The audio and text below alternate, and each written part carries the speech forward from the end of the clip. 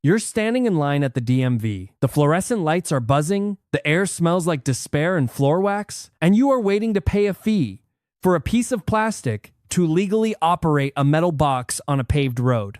You didn't pave the road. You didn't invent the metal box, yet invisible forces dictate exactly how fast you can drive it, where you can park it, and how much you have to pay for the privilege. Welcome to the inescapable reality of the state.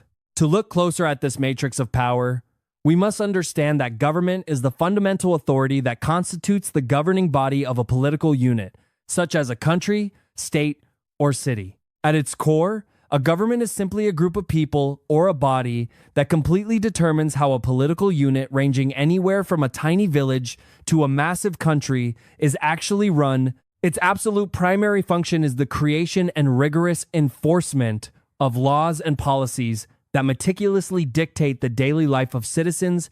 If you live under one, all citizens are generally expected to firmly abide by these established regulations. To understand how this trap is built, you have to look at how power is distributed, which ranges on a massive spectrum from anarchy, where there is absolutely no central ruler, all the way to totalitarianism, a terrifying system demanding absolute control over all aspects of life. Let us shift to the illusion of we the people. What if you held the reins?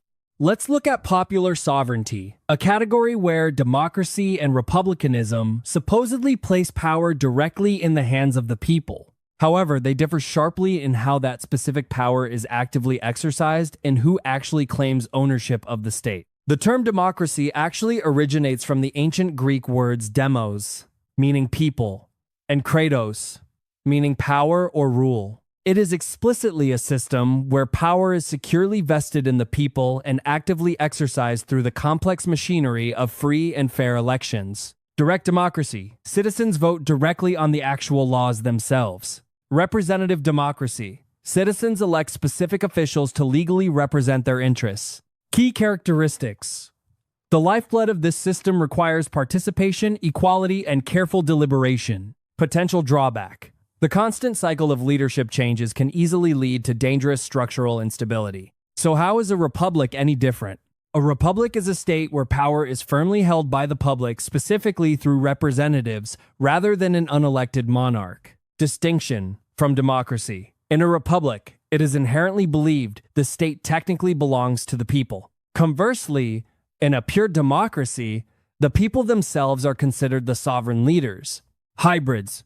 A country can actually be both simultaneously, for example, the Philippines, or it can be a functioning democracy but constitutionally remain a monarchy, like Canada. Variations. Republics can absolutely be undemocratic in scenarios where leaders are chosen exclusively by a small group or forced through corrupt elections. This entire concept relies on republicanism, an ideology centered deeply on citizenship within a state meticulously organized as a republic.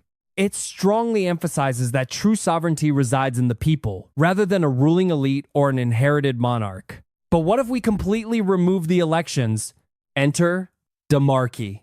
This is a system notably used in ancient Athens, involving the purely random selection of public officials. Proponents fiercely argue this radically removes the toxic distractions of political campaigning and allows the randomly chosen officials to focus entirely on actual policy. This brings us to the VIP lounge of governance. What if the lottery is rigged and only the VIPs get a ticket? Welcome to rule by elite classes and small groups. These are forms such as oligarchy, aristocracy, and plutocracy, which inherently centralize power among very small, highly privileged groups. Oligarchy power securely rests with a remarkably small number of people who are distinguished by their vast wealth, influential family ties, or strict military control. Aristocracy, literally translating to the rule of the best. This is where power is permanently held by a highly privileged, often hereditary nobility that is theoretically chosen for their superior education or elite upbringing. Plutocracy, a society wholly ruled or heavily controlled by the incredibly wealthy.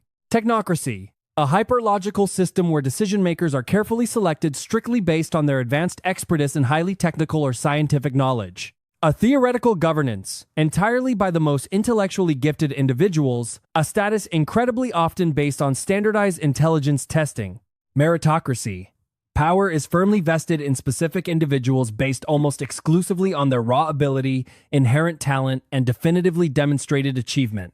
A system where supreme authority is given specifically to the most exceptionally knowledgeable and wise people.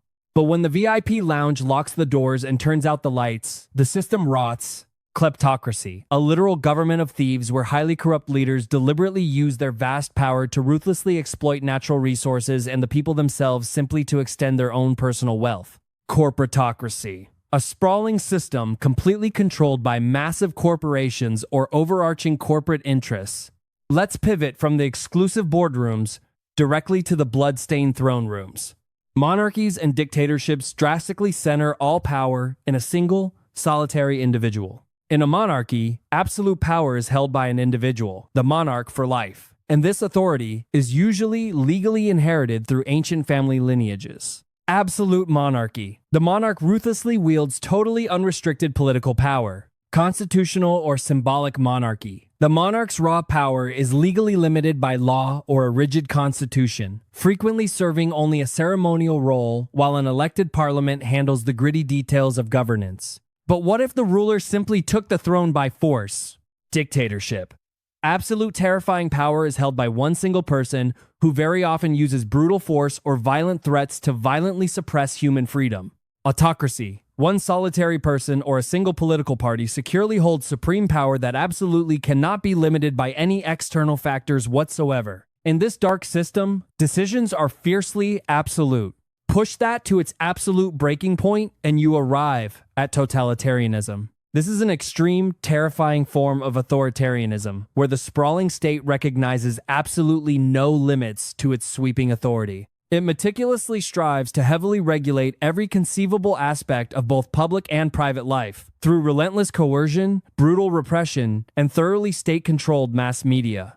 It incredibly often involves a highly charismatic leader and a rigid, fixed set of unyielding beliefs, forcefully imposed on the trapped citizenry. A highly specific mutation of this is fascism. This is a far-right political ideology, aggressively promoting a dictatorial, uncompromising, one-party state. It involves total, absolute government control of all economic, cultural, and social activities, and is heavily characterized by extreme, blinding patriotism and highly warlike, aggressive policies. Turning our attention to wealth, we ask, who owns the lemonade stand? Every government has to manage the money. Let's examine the economic and social governance models. First, capitalism. This is an economic engine where the critical means of production are entirely privately or corporately owned. It heavily focuses on brutal free market competition and the relentless creation of goods purely for profit. Conversely, we have communism. This system passionately advocates for a totally classless society where the massive means of production are communally owned, and the very concept of private property is strictly non-existent. In this reality, the massive government typically completely controls all economic activity, meticulously including complex manufacturing and nationwide pricing. Somewhere in the nebulous middle lies socialism, which fundamentally encourages broad cooperation completely over ruthless competition. The critical means of production and national distribution are socially or communally owned and tightly managed by a massive centralized government. The ultimate goal here is the highly equitable distribution of vital goods to perfectly ensure mathematically equal opportunities. But beware of lemon socialism, a highly pejorative term for a struggling government that desperately provides massive financial support to completely failing or bankrupt companies just to artificially keep them in the market. If you rewind the clock entirely, you land in feudalism, a brutal medieval structure based completely on strict land ownership. A wealthy lord exclusively owned the sprawling land, and desperate vassals or serfs relentlessly farmed it in direct exchange for required military service or a meager share of the livestock and crops. We must also consider the rule breakers and the architects. Some systems utterly defy the standard economic formulas. These are the authority sources and specialized forms. Theocracy. Powerful religious institutions or rigid ideologies entirely determine the supreme leadership, the inflexible laws, and the daily customs next this. There is very often absolutely no distinction between ancient scriptural law and modern legal codes. Anarchy. A society completely without a central ruler or any overarching government authority, It fiercely emphasizes radical individual freedom and strictly voluntary cooperation. While often unfairly associated purely with chaos, its true philosophical goal is complete self-governance. A powerful nation aggressively extends its unchecked sovereignty over other vulnerable territories, heavily often involving the brutal exploitation of natural resources and the forceful imposition of the colonizer's distinct culture and foreign government. Imperialism. Extending a massive country's global influence through deliberate colonization, aggressive military force, or various other coercive means. Tribalism. Highly localized governance centered exclusively on fierce loyalty to a specific tribal or insular ethnic group rather than a broad unified state entity. Bureaucracy. A sprawling, suffocating system where incredibly important decisions are silently made by unelected state officials completely rather than elected representatives, incredibly often involving deeply complex, overlapping regulations. So how are these colossal machines actually built?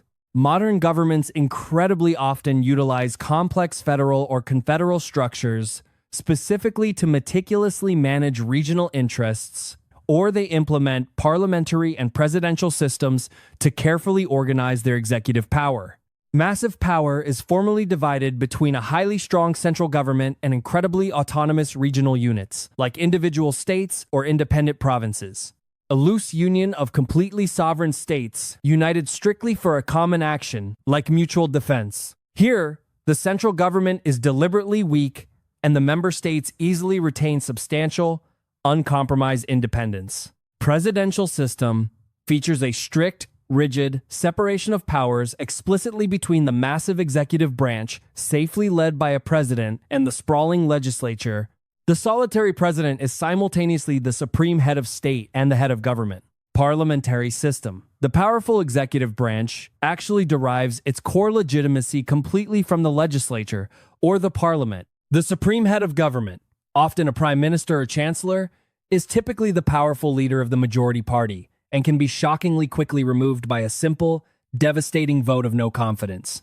To conclude with the ultimate case study, let us analyze the American blueprint. The United States model is a highly specific instance of a constitutional federal republic that intentionally utilizes a massive tripartite system, legislative, executive, and judicial, specifically designed to meticulously maintain a strict balance of power directly through a web of checks and balances.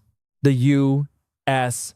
government is fundamentally a constitutional federal republic purposefully structured around these three branches to forcefully ensure a highly functioning system of checks and balances. Exploring the legislative branch or Congress, they are solely responsible for aggressively drafting and passing national laws, strictly controlling the massive spending, and holding the terrifying power to declare global war. The Senate. Exactly 100 members, strictly 2 per state, safely serving long 6-year terms. They forcefully advise on international treaties and officially confirm high-level presidential appointments. House of Representatives. A massive 435 members, scaled exactly based on regional population, constantly serving rapid 2-year terms.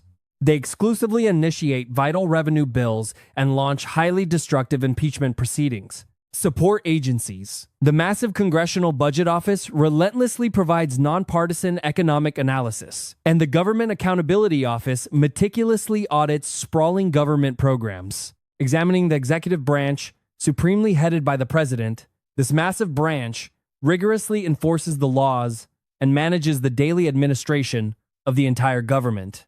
The cabinet, exactly 15 massive departments such as state, defense, and education that exist solely to strategically advise the president. Independent agencies. Highly specialized agencies like the EPA for environmental protection, NASA for space exploration, and the CIA for global intelligence operate constantly to fulfill highly specific missions totally outside the immediate cabinet structure. Finally, reviewing the judicial branch. This branch quietly but forcefully interprets the national laws to guarantee they strictly comply with the foundational constitution. The Supreme Court, the absolute highest court, consisting of exactly 9 powerful justices. Their final rulings are literally considered the absolute law of the land. Lower courts. A massive, sprawling network that deeply includes 94 district courts for critical initial hearings and 13 distinct courts of appeals for painstakingly reviewing complex legal issues. Administrative support. This legal behemoth deeply relies on the massive administrative office of the U.S. courts and the scholarly Federal Judicial Center. And directly beneath all of this towering federal architecture are the state and local governments. These smaller entities directly mirror the massive federal structure with their own governors, local, state legislatures, and regional courts, specifically bringing massive governance much closer to individual citizens to meticulously address mundane daily concerns like local zoning laws and community public safety. Government is simply the invisible architecture of your daily reality. It is a sprawling, ancient machine perpetually built to aggressively manage the utter chaos of millions of individual human desires. Now pause this video, go outside, and figure out if that new fence you just built violates Section 4, Paragraph B of your local zoning ordinances. Good luck out there.